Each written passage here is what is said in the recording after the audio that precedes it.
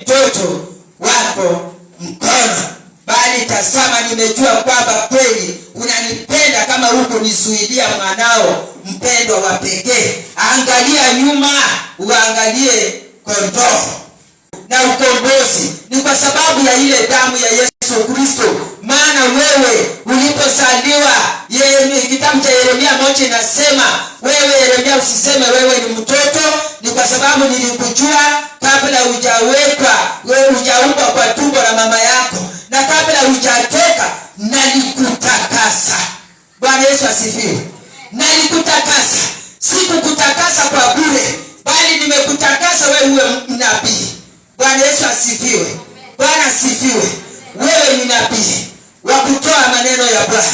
Na ndio maana Biblia imesema pale ya kwamba sisi kama dhabihu ambayo inatoa ibada inayokubalika mbele za Bwana, tusifuatishe tukiwa katika mlima, tukiwa juu ya madhabahu, tunapokuwa pale, sio sisi tena, bali mambo tunayotoa ni mambo ya unabii wa Mungu, na ni mambo ya unabii ambayo yanaweza kuendea hata mfalme. Bwana Yesu asifiwe. Mungu akamwambia Yeremia, nitakutuma kwa wafalme na kwa mataifa. Bwana asifiwe. Ndio maana tuko hapa, na kwa makabila. Watu wengine wametoka mbali. Ukiona mambo ya injili yanapelekwa na mtu sio kabila moja. Bwana Yesu asifiwe. Nataka utujue kabisa jambo la dhabihu, neno la dhabihu. Na kama siku ya leo tunataka kuona jinsi, tusome hii Yohana 3:16. Na kama kuna mtu mwingine anifungulie 27 Mathayo. Nataka mtu afungue 27 na niambie yuko tayari. Nataka mtu afungue 1 Peter 3:19. Nataka sasa watu watatu. Tunataka kudhibitisha kama huko nizuilia mwanao wa pekee. Tudhibitishe kwa hiyo Yohana 3:16. Maana Mungu alikuwa anaambia Ibrahimu, nimejua kweli unanipenda kama huko nizuilia mwanao wa pekee. Na yeye hawezi kuambia wewe ufanye kitu ambacho yeye hawezi fanya. Hawezi kuniambia nifanye kitu ambacho yeye hawezi kufanya, na siwezi kufanya kitu ambacho yeye hawezi kufanya. Nani amepata Mathayo 27? Wewe utasoma hiyo yako. Ninataka mtu mwingine mwenye amepata Mathayo 27:51. Na mwenye amepata sio sahihi utasoma. Wewe umepata hiyo? Nani amepata 1 Peter 3:19, alafu ataruka kusomea 21. Najua kuna mtu. Yohana 3:16 soma. Yohana 3:16. Kwa maana jinsi hii Mungu aliupenda ulimwengu hata akamtoa mwanawe wa pekee. Na kwa sababu Ibrahimu alikuwa anampenda Mungu, wakati alijaribiwa alimtoa Isaka mwanawe wa pekee, ili kila mtu amwaminie asipotee bali awe na uzima wa milele. Bwana Yesu asifiwe. Unajua hiyo upendo ya Ibrahimu kupitia kumtoa mwana wake wa pekee, ile kondoo yenye ilikuwa imefungwa, ndio hii sasa. Ile kondoo yenye ilifungwa kwa kichaka Isaka awaachiliwe, ndio hii inapatikana hapa kwa Yohana 3:16. Bwana Yesu asifiwe. Kwa maana jinsi hii Mungu aliupenda ulimwengu, na ulimwengu huu ni yule Ibrahimu alimpenda Mungu sana mpaka hakumzuilia mwana wake wa pekee. Wewe na mimi, hata kama sio mwana, lakini ni kitu gani hiki ambacho niko nacho, uko nacho, ambacho hutaki kukipea Mungu?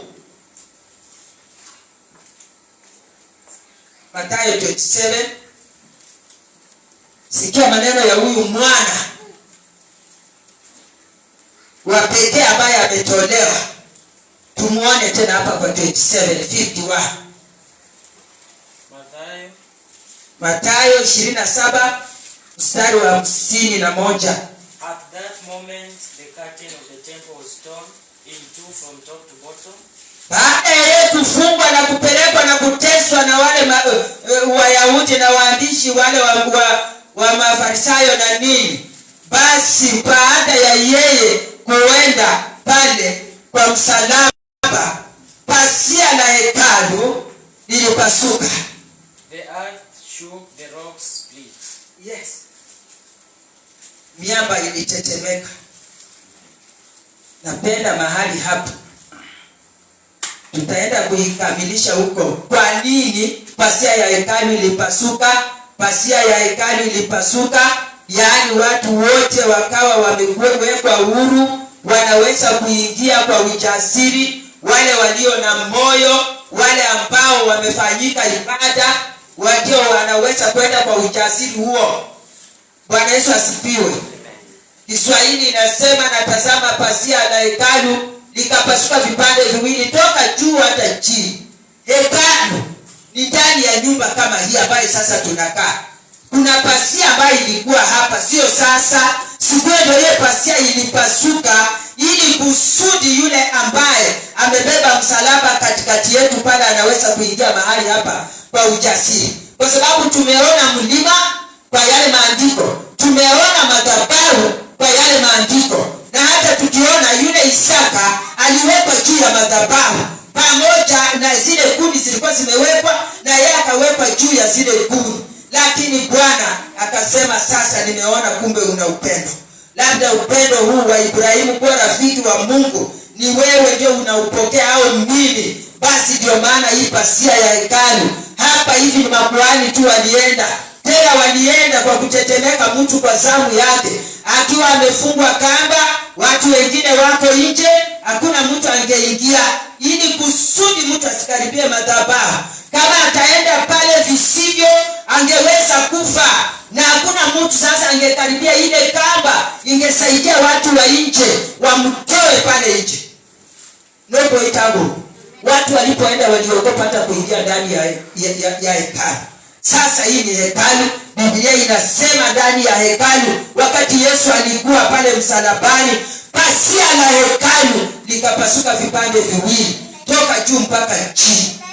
The same time, ni hapa ndio palikuwa wazi kwa mtu yeyote ambaye amemwamini mwana wa Mungu. Na Biblia inaendelea kusema ya kwamba 52 inasema, hapana, hapo tu moja inasema, nchi ikatetemeka, kwa miamba ikapasuka.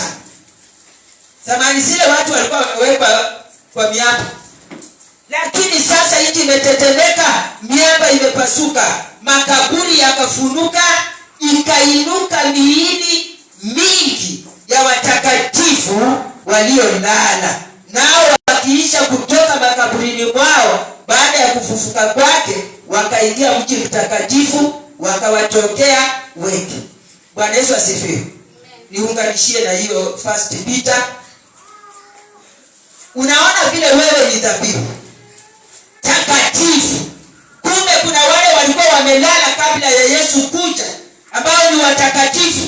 Ndio maana tetemeko lililetwa na ikaletwa na ikaweza kutetemesha miamba, ikapasuka na makaburi ikafunuka, na wale wa mtakatifu miili yao ikakucha juu. Bwana Yesu asifiwe.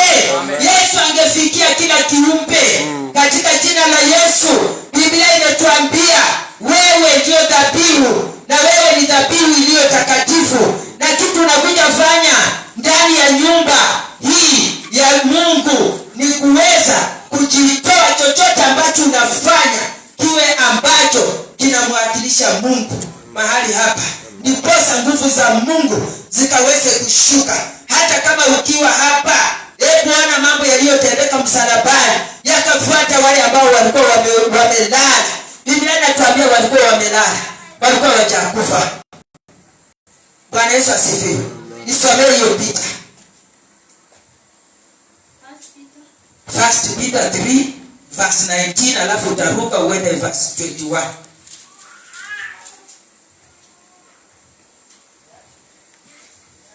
19 inasema ambayo kwa hiyo iliwaendea roho waliokaa kifungoni akawahubiri. Narudia. Ambayo kwa hiyo aliwaendea roho waliokaa kifungoni akawahubiri. Yes, Yesu alikuwa angali anahubiri. Hapa waliona wamemumaliza, lakini wakati huo nakumbuka Biblia ikisema ya kwamba alisema roho yangu na ikabidhi kwako. Kwa sababu Roho Mtakatifu ambaye alikuwa amemkujilia juu yake wakati alikuwa anabatizwa alikuwa angali ako naye. Lakini sasa wangeenda wawili, na hiyo haingeweza kueleweka kwa shetani, maana alikuwa ni kumfuata shetani mpaka mwisho.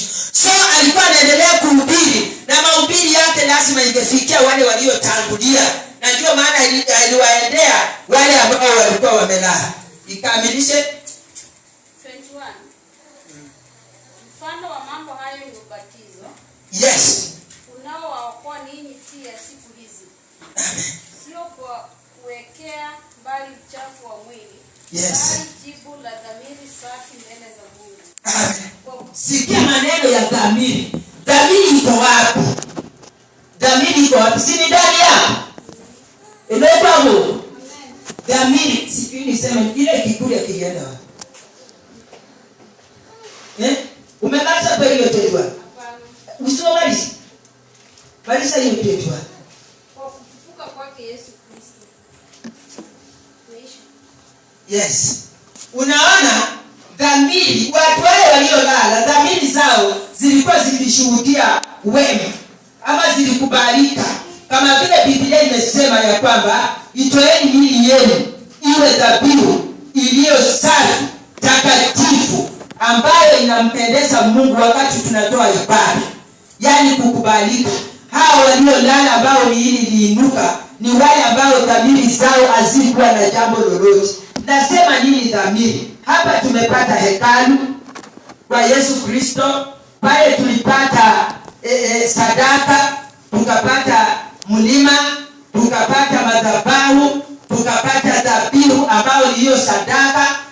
Dhabihu ndio sadaka. Tukaipata mahali pale na tukapata madhabahu.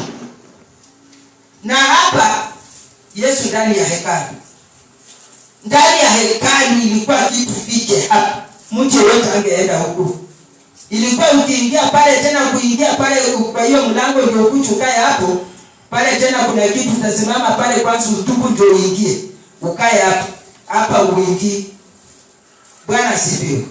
Lakini sasa Yesu alikuwa anaendea vifungoni zile roho zilizotangulia kuwaweka huru. Ndio maana hii pasia la hekalu lilipasuka vipande viwili na hapa pakawa basi.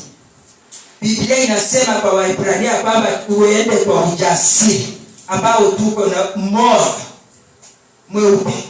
Na ndio maana hapa pako wasi. Na ndio maana inastahili tujue ya kwamba sisi ni dhabihu. Na dhabihu umetuambia kwa Warumi 12 verse 2 ya kwamba hatufuatishi tukiwa dhabihu namna ya dunia hii. Hapana, ni ya dunia ya kimungu. Bwana Yesu asifiwe. Na ibada, tumesikia neno la ibada mahali pale kwa Romans 12. Hiyo ndio ibada yetu ya maana. So ibada inafanyika ndani ya hekalu kulingana na madhabahu yaliyo ndani. Ili ni hekalu, ni jengo. Ndani ya ile hekalu ibada inafanyika ndani. Kina nani wanafanya ibada? No kwa Mungu. Hiyo Roma isimetuambia. Wakina nani wanafanya ibada? Ni wewe dhabihu. So umekuja kufanya ibada. Ibada hii inatakikana impendeze Mungu. Verse 2 inatuambia hatufuatishi mambo ya, which means tumetoka nyumbani kwetu kwa hizi siku ambazo hatujakuja hapa. Tulikuwa na mambo mengine ya mwili, lakini sasa hatufuatishi hiyo. Ndio maana tukiingia hapa tunajua tumeingia sehemu tofauti. Bwana Yesu asifiwe. Na kile ambacho kimekuja tunapata kama kuna madhabahu mahali hapa na nyimbo za ibada, nyimbo za sifa zinafanyika kwa hii nyumba, na lazima zinafanyika kwa mmiliki wa madhabahu. Noko itabu. Amen. Bwana asifiwe. Amen. Hii ni madhabahu. Na ikifanyika kwa mmiliki wa madhabahu, madhabahu yako na masikio. Noko itabu. Amen. Madhabahu yako na nini? Twende Wafalme wa kwanza. Na tukitoa sadaka yoyote, tunatoa kwa mmiliki. Tunatoa kwa mmiliki. Tunaangalia hii maneno ya madhabahu kuwa na masikio. Na madhabahu ikiwa na masikio, si lazima itasikia sauti ndio ijibu. Twende 18. Madhabahu najua ni mengi tu. So ibada inayofanyika ni First Kings 18.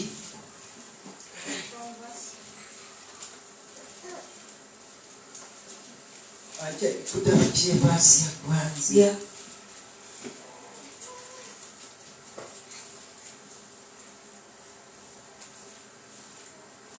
Mungu akamwambia Yeremia, mimi nimekutakasa kuwa nabii. Sasa unaona Isaya hapa, yeye ni nabii wa Bwana. Nami nitamtengeneza huyo ng'ombe wa pili na kumweka juu ya kuni, wala sitatia moto chini. Nanyi ombeni kwa jina la Mungu wenu, nami nitaomba kwa jina la Bwana Mungu yule ajibuye kwa moto. Yes. Na awe ndiye wacha kwanza. Kumbe Bwana hajasema hii maneno mengine, lakini anasema mimi ni peke yangu. Manabii wenu ni 450. Na anaambia watu, sio wale manabii. Unaona maneno ya ng'ombe itolewe kama sadaka ama kama dhabihu, na kuni ziwepo na iwekwe juu. Kitu gani itateketeza? Si ni moto. Hivi nataka iitwa hapa ni Mungu mwenye uwezo, mwenye ile amri. Yeye ataleta moto, lakini ataitwa. Bwana asifiwe. Bwana Yesu asifiwe. Wafanye vitu yote, lakini waite Mungu awashe moto. Tunataka ona ni Mungu gani. Elia anasema nataka ona kama ni Mungu wenu, ama nyinyi fanyeni yenu na mimi yangu. Bati ng'ombe hao ndio wametoka. Maana vitu vyote ambavyo watu wako nazo ni za Mungu. Ni za Mungu. Kuna siku mali ulionayo itakukataza kufa. Mungu akikutaka, kweli ile gari itakukataza pastor. Endelea Rose. Nanyi ombeni kwa jina la Mungu wenu. Kwa jina la Mungu wao, kumbe wako na Mungu wao. Nami nitaomba kwa jina la Bwana na Mungu yule ajibuye kwa moto, na awe ndiye Mungu. Yes. Watu wote wakajibu wakasema, maneno hayo ni mazuri. Wakakubali. Maana kila mtu anaamini Mungu wake. Elia akawaambia manabii wa Baali, mchagulieni ng'ombe mmoja mkamtengeneze kwanza, maana nyinyi ndio wengi. Mkaliitie jina la Mungu wenu, wala msitie moto chini. Wakamtoa yule ng'ombe waliyepewa, wakamtengeneza, wakaliitia jina la Baali tangu asubuhi hata adhuhuri, wakisema, Baali, tusikie. Lakini hapakuwa na sauti wala aliyejibu. Nao wakarukaruka juu ya madhabahu walioifanya. Basi simamia. Nilikuwa natafuta nisikie hata hawa watu wa Mabaali wako na madhabahu. Bwana asifiwe. Watu wamerukaruka hata juu ya hiyo madhabahu, lakini huyo Baali alijibu. Hakujibu. Lakini umepata atibani pia watu wako na madhabahu. Ndio maana kila kanisa mmiliki wa hii madhabahu huwezi kuja kufanya hapa kama umjui na kama kwa pamoja. Bwana Yesu asifiwe. Amen.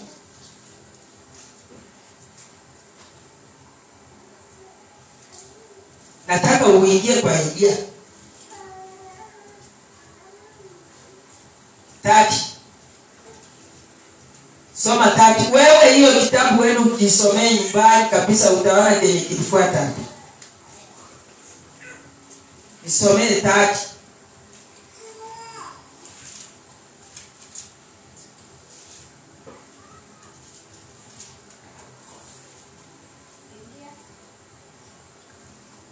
Hiyo 18 verse 30. Yes. Kwenye tulikuwa nasoma. Verse 30 nasema, kisha Elia akawaambia watu wote, nikaribieni mimi. Yes, hao wameita Mungu yao ataitika, wamerukaruka kwa madhabahu, kimya kimeendelea kuwepo, lakini anawaambia sasa mnikaribie. Watu wote wakamkaribia. Akaitengeneza madhabahu ya Bwana. Unasikia, akatengeneza madhabahu iliyovunjika. Elia akatoa mawe 12 kwa hesabu ya kabila za wana wa Yakobo, aliyejiliwa na neno la Bwana na kuambiwa, jina lako litakuwa Israeli. Naye akaijenga madhabahu kwa mawe hayo katika jina la Bwana. Akafanya mfereji kama wa vipimo viwili vya mbegu ukizunguka madhabahu. Kisha akazipanga zile kuni, akamkata yule ng'ombe vipande vipande, akaviweka. Soma 36. Ikawa wakati wa kutoa dhabihu ya jioni. Wakati wa kutoa dhabihu ya saa ngapi? Ya jioni. Lakini bali walianza asubuhi mpaka adhuhuri yote, lakini imefika wakati wa kutoa dhabihu jioni. Elia nabii akakaribia akasema,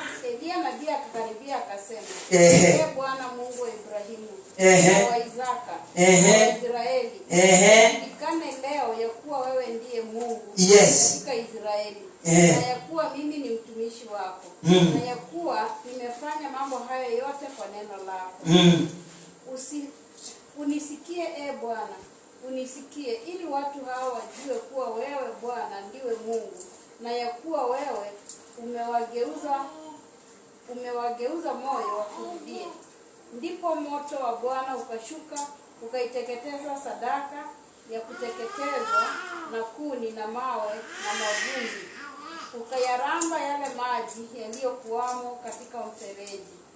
Na watu wote walipoona wakaanguka kifudifudi, wakasema, Bwana ndiye Mungu, Bwana ndiye Mungu. Elia akawaambia, hiyo ni 40. Elia akawaambia, wakamateni hao manabii wa Baali, asiokoke hata mmoja. Wakawakamata, na Elia akawachukua mpaka kijito cha Kishoni, akawaua huko.